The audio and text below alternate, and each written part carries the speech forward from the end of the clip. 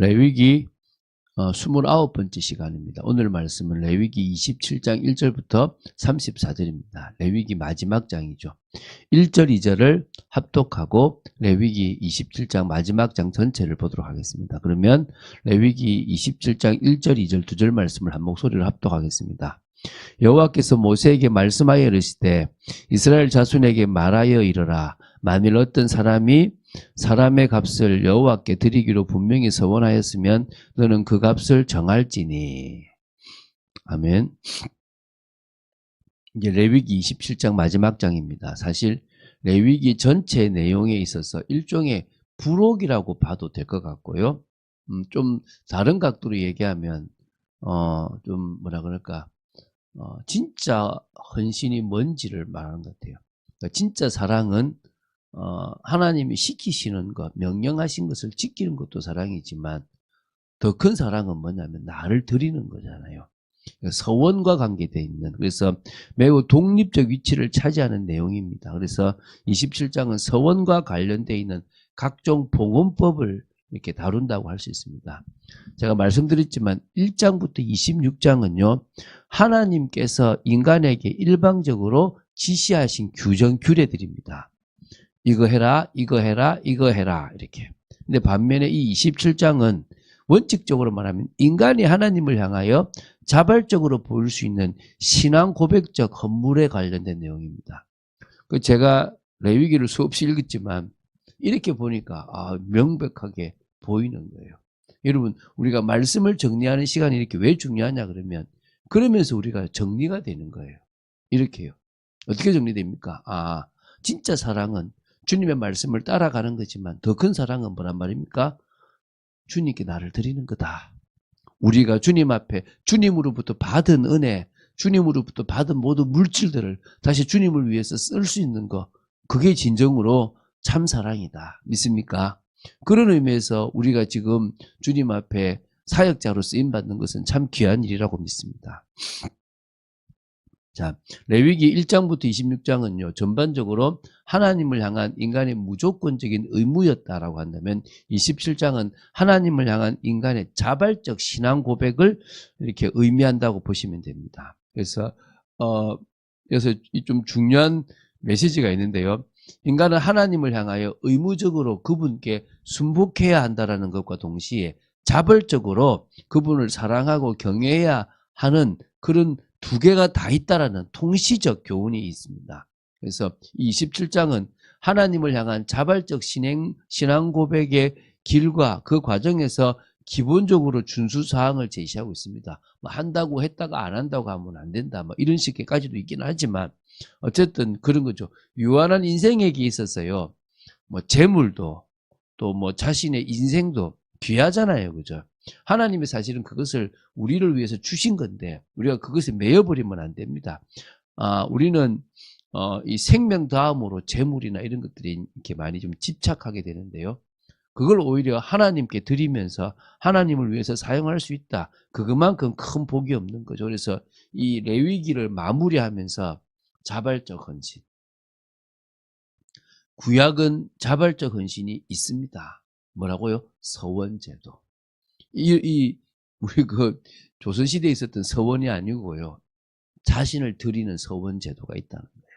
그래서 우리가 지금도 동일하게 우리를 주님께 드리고 주님이 우리를 사용하실 수 있도록 주님의 뜻대로 살아가는 인생이 진정으로 이 레위기 27장의 인생과 같지 않겠나 봅니다. 자, 그럼 오늘 레위기 27장은 이 레위기의 마지막 장으로 서원과 이 봉헌, 성물에 대한 어떤 그런 규례입니다. 그래서 사람이 하나님께 어떤 것을 서원으로 바칠 때 그것을 어떻게 평가하고 처리해야 하는지를 구체적으로 규정했습니다. 다시 말하면 거룩하게 구별된 것들, 서원물, 사람, 가축, 심지어 집, 밭 등을 하나님께 속전으로 드릴 때 그 규례가 어떤지를 보고 있는 겁니다. 그러면 1절부터 8절은요, 사람을 값으로 매겨서 드린다면 사람을 서원하여 바칠 때의 규례라고 보시면 됩니다. 그게 이제 1절부터 8절인데요. 사람이 자신이나 타인을 여호와께 서원하여 바치겠다고 한다면 실제로 몸을 드리는 것 대신에 속전을 바칠 수 있습니다. 주님 앞에 지금은 우리가 헌신하지만 그때는 돈을 대신해서 드릴 수가 있는 겁니다. 그래서 사람의 값을 내는 거예요. 그걸 낸다면 그것은 나를 드린 것하고 사람을 드린 것하고 똑같다는 거죠. 그래서 제사장이 사람의 그 나이와 성별에 따라서 그 값을 정하는데요. 남자인데 20세부터 60세는 50세겔을 바치는 겁니다. 그리고 여자는 20세부터 60세는 30세겔을 바치는 겁니다. 왜 차별이냐? 차별이 아니고 그 당시에 노동력이나 이렇게 돈을 벌 수 있는 그런 걸 기준으로 했겠죠. 그죠? 남자가 5세부터 20세까지는 20세겔, 여자는 10세겔. 그러니까 5세부터 20세까지 가요. 또 남자는 1개월부터 5개월이 5세겔, 여자가 1개월부터 5개월은 3세겔. 60세 이상의 남자는 15세겔, 60세 이상의 여자는 10세겔. 가난한 사람은요, 제사장의 판단에 따라서 감면도 가능해요. 자신을 드리고 싶은데 넌 돈이 없으니까 요것 드려도 너는 하나님께 드렸다라고 해줄게 라고 할 수 있다는 거예요. 하나님은 각자에 맞게끔 하나님께 자신을 드릴 수 있도록 해놨다는 겁니다. 그러니까 하나님께 바친 사람은 실제로 종처럼 드려지는 것은 아니고요. 그 생명의 가치만큼 속전을 드림으로 헌신을 표현하는 건데요. 자신의 삶을 하나님께 드리겠다는 헌신을 상징하는 부분이 있다는 거죠. 두 번째 이제 9절부터 13절에 짐승을 하나님께 드리는 서원할 때입니다. 그래서 이제 가축이면 여호와께 드릴 때 이제 거룩하다 그러는데요. 자, 이게 이제 정결한 짐승, 가축은요, 제사에 쓸 수 있는 것인데요. 바치면 하나님, 여호와의 것이라고 하면서 다시 되찾아올 수가 없습니다. 그 부정한 짐승, 제사에 부적합한 것은요, 제사장이 값을 매겨 주인이 속전을 더하여 되찾을 수는 있습니다. 이거 안 되겠다. 이거 하나님께 못 바쳐. 그러면 너가 이거는 얼마짜리야? 그러면 너가 그것을 내면 너가 냈다라고, 가축을 냈다라고 인정해 줄게. 이런 겁니다.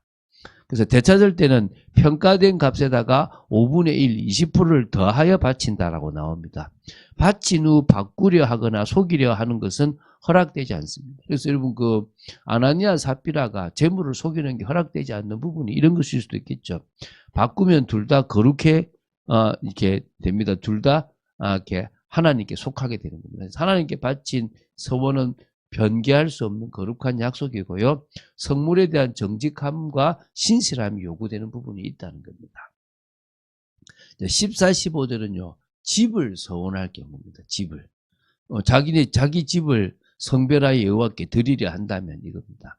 사람이 자기 집을 여호와께 드리겠다 하면 제사장이 그 가치를 정하는 겁니다. 주인이 나중에 되찾고 싶을 경우 감정가의 5분의 1을 더해서 속전을 내야 되는 겁니다. 저거 내가 쓰고 싶다 그러면 저 집이 뭐 1억이면 1억에다가 또 뭐 20%를 더해서 1억 2천만 원을 낸다. 이제 이런 개념일 수 있겠죠.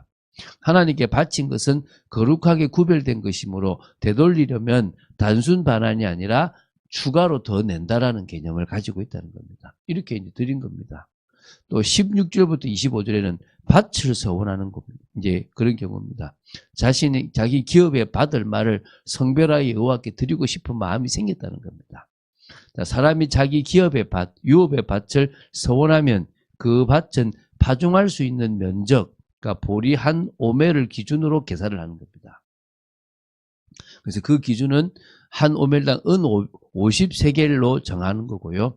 그러나 희년 50년째가 되면 남은 희년까지 남은 연수에 따라서 계산액이 조금씩 달라져서 헌신하는 겁니다. 왜냐하면 희년이 되면 밭의 원래 주인에게로 돌려보내는 겁니다. 그래서 자신의 기업을 되찾을 수 있는 희년이 되었음에도 불구하고 성소에 바친 밭을 무르지 않거나 오히려 다른 사람에게 팔아버린 경우에는 그것이 영원히 성소에 드린 밭이 되어 제사장의 기업이 되었다라는 표현도 있습니다. 또 자기 땅이 아닌 다른 사람의 땅을 사서 그것을 여호와께 드린 경우에는 그 값이 희년에 그 본주인에게로 돌아가야 되는 부분도 있습니다. 그래서 이것은 모든 계산은 성소의 세겔 단위인데요. 20게라를 기준으로 한다라고 합니다. 이게 참 복잡해요. 땅도 하나님의 소유임을요 인정하면서요. 서원은 일시적인 헌신 행위이지만요. 희년 제도를 통해서 영구 소유는 하나님께 있다라고 하는 것을 보이는 겁니다. 자, 이렇게,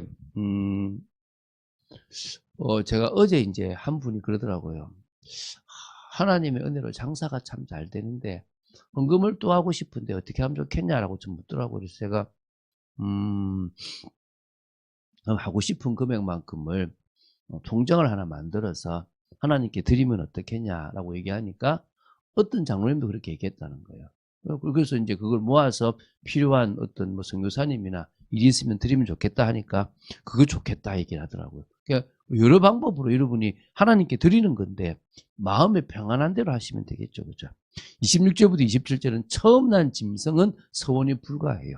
이게 무슨 말이냐면 짐승의 첫 새끼는 이미 하나님의 것임으로 서원할 수 없습니다.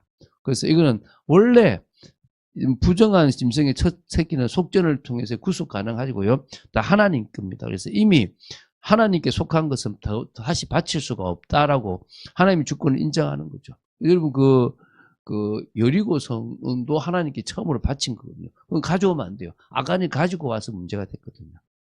28절부터 29절은요. 온전히 구별한 것을 헤렘이라 그러는데요. 어떤 사람, 짐승 밭이라도 온전히 여호와께 구별된 것은 팔거나 속전할 수가 없습니다. 반드시 여호와께 드려져야만 했고요. 특별히 사람 중에서 온전히 바쳐진 자는 생명을 속전할 수가 없습니다. 그래서 헤렘은 완전히 하나님께 드려졌다. 철저히 하나님 주권 속에 있는 영역이다라고 보는 겁니다. 이제 30절부터 33절은요. 11조 규례를 이야기합니다. 그래서 땅의 곡식과 나무 열매의 10분의 1은 여호와의 것이고요. 가축도 10번째마다 거룩히 여호와께 드려지고요. 만약 11조 중 일부를 되찾고 싶다면 그 값에 5분의 1을 더해서 바쳐야 되고요. 짐승 11조를 드릴 때도 좋은 것 나쁜 것 가리지 않고 구별된 대로 드리는 겁니다. 꼭 10분의 1이라는 것이 이게 좀 그냥 10분의 1이라는 게보다는 하나님께 드리는 기준이 있었다는 겁니다. 그래서 모든 소유가 하나님께 속함을 인정하고 믿음의 행위를 하는 좋은 것만 바치는 선택적 신앙을 경계하는, 그래서 10분의 1이 하나님 것이다라고 하는 겁니다. 그래서 34절을 이제 그 결론은요. 이것은 여호와께서 시내산에서 이스라엘 자손을 위하여 모세에게 명령하신 계명이다. 그래서 하나님이 이 이스라엘 백성들에게 의무적으로 지켜야 되는 것과 너가 하나님께 자원하고 싶다면 이렇게 하라는 거죠. 예수님은 친히 자원하셔서 우리를 대신해서 죽으시고 부활하셔서 우리의 부활의 첫 열매가 되셨습니다. 그래서 우리는요, 우리 역시도 부활의 소망을 가지고 이 땅에서도 그 부활의 능력으로 살아갈 수가 있음을 믿으시기를 주 예수 그리스도 이름으로 축원드립니다. 주는 그리스도시요 살아계신 하나님의 아들이심을 고백합니다. 말씀 따라가는 축복 속에 저희들을 지켜주시고 인도하여 주시옵소서. 저희들을 서원하고 드리는 이 모든 과정 속에 주님의 은혜가 있고 또 자원하는 심령이 있고 변하는 마음이 없도록 저희들이 온전히 드려지는 저희들을 되도록 지켜주시옵소서. 주 예수 그리스도 이름으로 기도드립니다. 아멘.